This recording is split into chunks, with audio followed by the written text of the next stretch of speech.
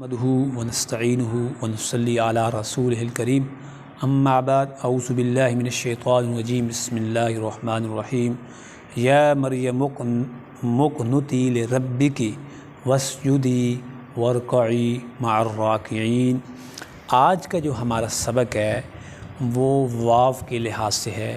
کہ قرآن پاک کے اندر جو واو کا استعمال ہے یہ بھی مختلف طریقوں سے کیا گیا ہے، اور اگرچہ ہم زیادہ تر یہی سمجھتے ہیں کہ یہ ایک ترتیب کو بیان کرنے کے لیے، جیسے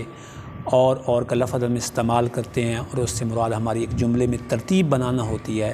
لیکن جب ہم قرآن پاک کا مطالعہ کرتے ہیں تو واو کے لحاظ سے ہمارے پاس یہ بھی کچھ ایگزامپلز موجود ہیں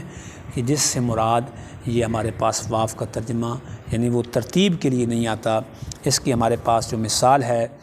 وہ ہے جو میں نے آپ کے سامنے آیت پڑھی ہے، سورۃ آل عمران ہے اور پارہ نمبر 3 ہے اور آیت نمبر ہے 43، آیت نمبر 43 ہے۔ فرمایا یا مریم اقنتی لربک، اے مریم اپنے رب کے سامنے قنوت حاصل کرو، واسجدی اور سجدہ کرو، وارکعی اور رکوع کرو۔ تو آپ دیکھیں گے اگر ہم اس کو ترتیب کے لحاظ سے ہر جگہ یہی ہم دیکھیں گے کہ ترتیب کے لحاظ سے تو یہ اب ترتیب تو الٹ رہی ہے کہ پہلے سجدے کا ذکر آ رہا ہے اور بعد میں رکوع کا ذکر آ رہا ہے، تو یہاں پہ بھی کئی مغالطے یعنی کہ سامنے آتے ہیں کہ یہ کیا پہلے واسجدی ہے اور سجدہ کرو اور رکوع کرو۔ تو یہاں سے ہم یہ سبق حاصل کر سکتے ہیں۔ یہ بھی ایک چھوٹا سا پوائنٹ ہے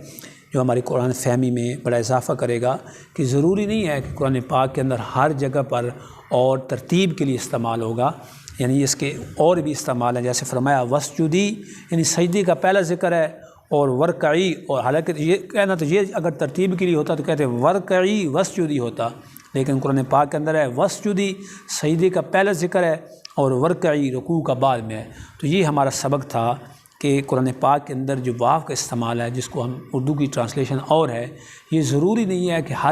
ہر جگہ پر اس کی یہ ترتیب کے لیے استعمال کیا گیا ہے، اس کے علاوہ بھی اس کا استعمال کیا گیا ہے۔ تو امید ہے آپ اس سبق سے مزید اپنے علم میں اضافہ کریں گے اور مزید آپ تحقیق کریں گے۔ سبحان ربک رب العزت عما یصفون وسلام علی المرسلین والحمد للہ رب العالمین۔